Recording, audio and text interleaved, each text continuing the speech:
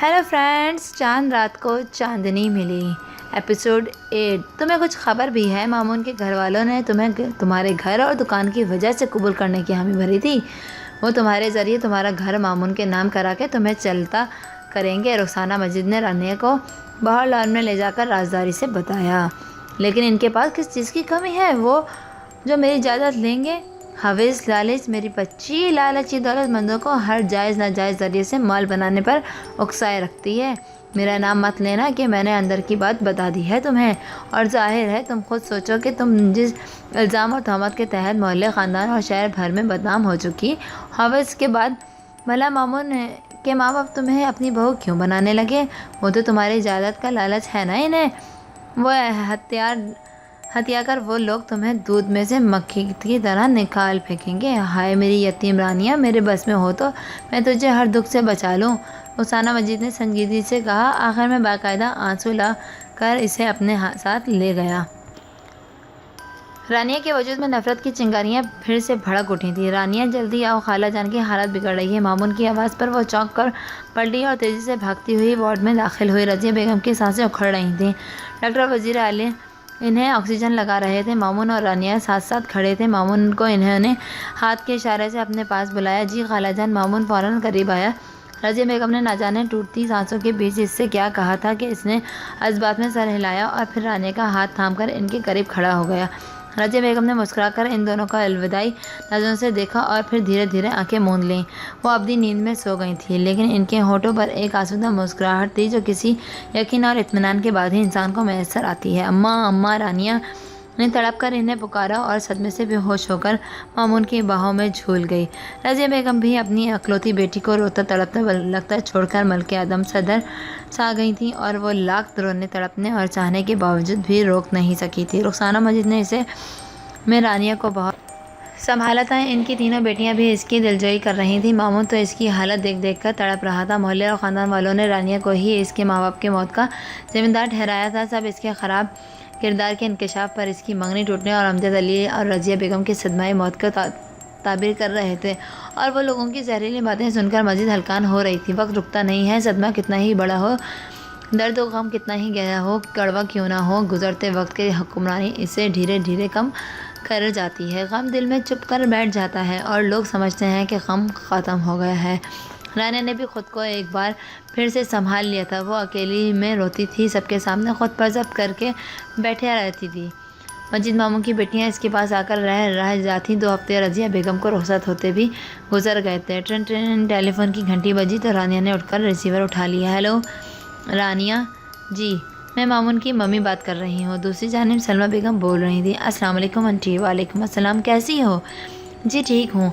मामून तुम्हारी तरफ तो नहीं आया हुआ? जी नहीं हूँ। ये बताओ अब तुम्हारे इरादे क्या हैं? मैं समझी नहीं आंटी। तो मैं तुम्हें समझा देती हूँ। सुनो लड़की, मेरे बेटे का पीछा छोड़ दो। इसे तुम्हारे सिवा कुछ सोचता नहीं है। मैं तुम जैसी लड़की को अपनी बहू नहीं बना सकती। एक इज्जत ही तो होती है लड़की के पास। तुम्हारे पास तो वो भी नहीं है। मुझे कोई शौक़ नहीं है ज़माने भर की बदनाम होने वाली लड़की को अपने घर की ज़ीनत बनाने का। मेरे बेटे को अपनी मोहब्बत के जाल में फंसाकर तुम क्या समझती हो? मैं कुछ नहीं समझती। अपने बेटे को संभाल कर रखें अपने पास। रानिया ने गुस्से से इनकी बात काटते हुए कहा और रिसीवर पटक दिया। एक्सटेंशन पर रुखसाना मजिद इनकी गुफ्तगू सुन चुकी थी और दिल ही दिल में खुश हो रही थी कि इनका काम आसान हो रहा है। रानिया बेटी, अब मैं चलती हूँ, घर में 100 काम है करने वाले। रुखसाना मजिद ने कमरे में आकर प्यार से कहा। ठीक है मोमानी, आप जाएं। आप भी कब तक मेरी वजह से अपना घर बार छोड़कर मैं यहाँ बैठी रहेंगी? रानी ने मध्यम आवाज़ में कहा। किसी चीज़ की ज़रूरत हो तो बता देना। अब तो तुम मामून की बीवी हो। ये पाबंदी ना हो तो मैं तुम्हें अपने घर ले जाती। अब तो मामून ही तुम्हारे जिम्मेदार और सरपरस्त है। इसे चाहिए कि तुम्हें रुखसत करा के ले जाए। यूँ भी तुम्हारा अकेला रहना ठीक नहीं है। लोग अलग उल्टी सीधी बातें बनाते हैं। अच्छा, अपना ख्याल रखना। मैं फिर आऊँगी। खुदा हाफिज़। रुखसाना मजिद ने इसके सर पर हाथ रखकर मुलायमत से बोली और वहाँ से चली गई। रानिया वहीं गुमसुम सी बैठी सलमा बेगम की बातों पर कुड़ रही थी। रानिया, मामून की आवाज़ पर इसने चौंक कर सर उठाकर देखा। दरवाज़ा क्यों खुला था? मुमानी अभी वापस गई हैं अपने घर। रानिया ने सपाट लहजे में जवाब दिया। तो इनके जाने के बाद तुम्हें दरवाज़ा बंद कर देना चाहिए था। हाँ, मुझे दरवाज़ा बंद कर देना चाहिए था। अब वो मायने खैर जुमले बोली। क्या बात है? कोई नया शाक पहुँचा है? بہت دکھی لگ رہی ہو۔ مامون اس کے چہرے سے اس کی کیفیت و حالت کو محسوس کرتے ہوئے بے چینی سے پوچھ رہا تھا۔ اس نے نہایت مروتی سے جواب دیا، آپ میرے دکھوں کی فکر مت کیا کریں، آنا ہو تو آئے نہیں تو جائیں۔ تم مجھ سے اجنبی کی طرح کیوں بات کر رہی ہو؟ اس قدر خیریت کیوں ہے تمہارے لہجے میں؟ وہ بے قرار ہو کر سوال کر رہا تھا۔ اپنائیت کا کوئی تعلق، کوئی رشتہ ہمارے بیچ بنا ہی کب تھا؟ میری طرف سے تو شروع دن سے یہ رشتہ تھا، تمہیں محسوس نہیں ہوا تو اب ہو جائے گا۔ تم میری بیوی ہو، شوہر ہوں میں تمہارا۔ مامون نے اس کے صاف ستھرے مگر افسردہ چہرے کو دیکھتے ہوئے کہا، یہ مجبوری کا رشتہ ہے اور مجبوری کے رشتے بہت ناپائیدار ہوتے ہیں مسٹر مامون۔ رانیہ نے کھڑے ہو کر اس کا جملہ، یہ لہجہ، ہر انداز مامون کو دکھ سے دوچار کر رہا تھا، مگر وہ ضبط پر ضبط کیے جا رہا تھا۔ میں تمہیں اس رشتے کی پائیداری ثابت کر کے دکھاؤں گا، انشاءاللہ، یہ رکھو، شاید کبھی تمہارے کام آ سکیں۔ مامون نے سنجیدگی پر یقین لہجے میں کہا اور اپنے ہاتھ میں پکڑا ایک خالص لفافہ اس کے ہاتھ میں دے دیا۔ کیا ہے یہ اس میں؟ ہماری تقریب نکاح کی تصاویر اور نکاح نامے کی چند فوٹو کاپیاں ہیں۔ اصل نکاح نامہ میرے پاس ہے، کیونکہ تم سے تو کچھ بھی بعید نہیں ہے۔ غصے میں آ کر نکاح نامہ بھی پھاڑ ڈالو تو میں بے موت مارا جاؤں گا نا۔ تمہاری اپنے ساتھ رکھنے کا ثبوت بھی اپنے پاس رکھنا ضروری ہے، مامون نے مسکراتے ہوئے کہا تو رانیہ نے نفرت سے لفافے بیڈ پہ پھینک دیے۔ مامون کے بہت دکھ پہنچا تھا اس کی حرکت سے۔ یہ تمہاری امانت تھی میرے پاس، اسے سنبھال کر رکھنا۔ مامون نے ایک نیلے رنگ کے فائل اس کی جانب بڑھاتے ہوئے کہا، اب یہ کیا ہے؟ وہ فائل لے کر بدتمیزی سے پوچھ رہی تھی۔ اس گھر کے کاغذات ہیں جو خالہ جان نے تمہارے نام کر دیا تھا۔ خالہ جان کی وصیت کی کاپی بھی اس میں موجود ہے اور جنرل اسٹور نے ان کی وصیت کے مطابق فروخت کر دیا ہے اور اس کی تمام رقم تمہارے بینک اکاؤنٹ میں جمع کرا دی ہے۔ تم چاہو تو بینک جا کر تصدیق کر سکتی ہو، اس میں رجسٹری اور رسیدیں بھی موجود ہیں، دیکھ لو۔ آپ نے یہ پراپرٹی اپنے نام کیوں نہیں کروائی؟ وہ شک بھرے لہجے میں بولی، میں یہ بے ایمانی کیوں کرتا بھائی؟ میری تمہاری پراپرٹی پر کوئی حق نہیں ہے، میرا حق صرف تم پر ہے رانیہ۔ مامون نے نرمی سے کہتے ہوئے اس کی شانوں پر ہاتھ رکھتے جو اس کے نفرت سے جھٹک دیے، مجھ پر آپ کا کوئی حق نہیں ہے۔ اگر آپ کو یہ پراپرٹی چاہیے تو لے جائیں اور جان چھوڑ دیں میری۔ کیسے چھوڑ دوں تمہاری جان؟ تم تو میری جان ہو، بیوی ہو، میری ذمہ دار ہوں میں اب پیار سے سمجھا رہا تھا۔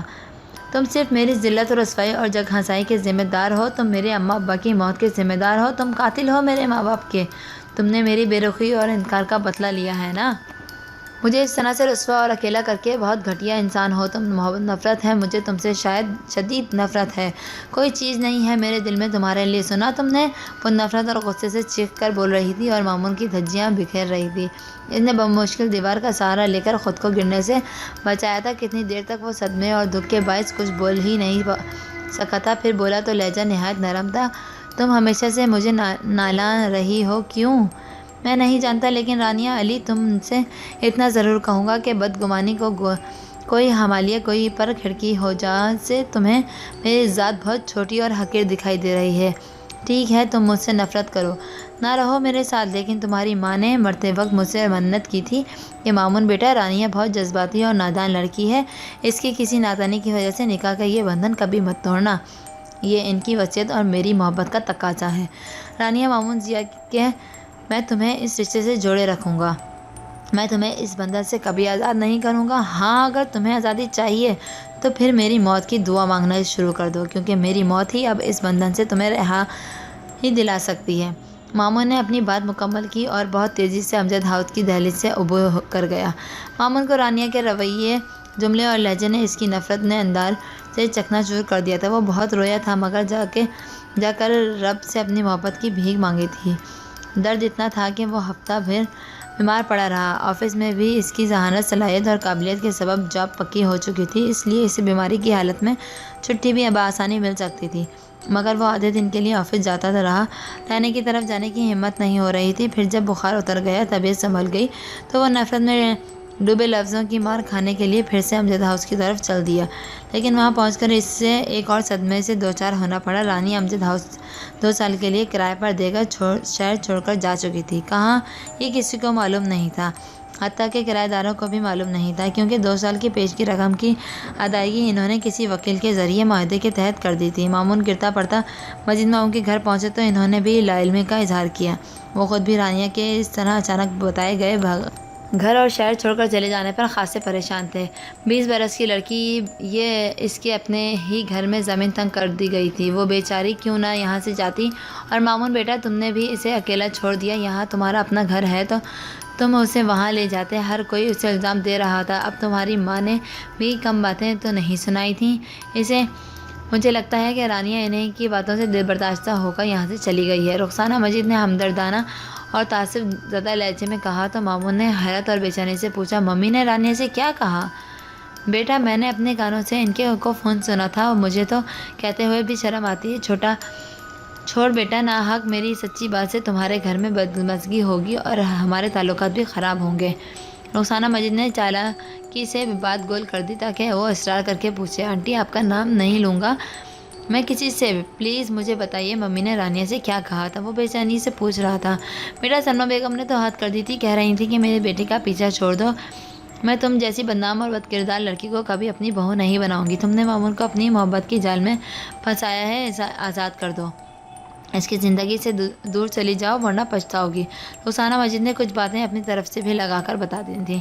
میں سوچ بھی نہیں سکتا تھا کہ ممی اس قدر فضول باتیں بھی کر سکتی ہیں، مامون نے دوہرے صدمے سے دوچار ہوتے ہوئے کہا۔ بیٹا کیا تم نے انہیں اپنے اور رانیہ کے نکاح کے متعلق کچھ نہیں بتایا؟ مجید ماموں نے پوچھا۔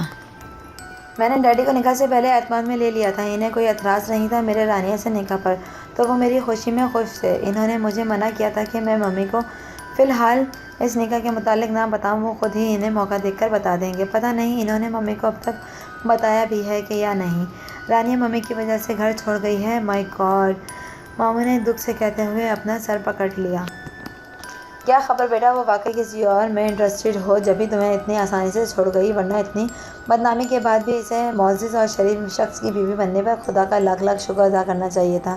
میں تمہارے ساتھ بخوبی رہنا چاہتا تھا، رخسانہ مجید نے سنجیدگی سے کہا تو شبانہ نے بھی اپنی موجودگی کا احساس دلاتے ہوئے کہا، اور ممی رانیہ کے ہمسائے بتا رہے تھے کہ وہ کسی نوجوان کے ساتھ لمبی سی گاڑی میں بیٹھ کر گئی ہے، پتہ نہیں وہ کون تھا۔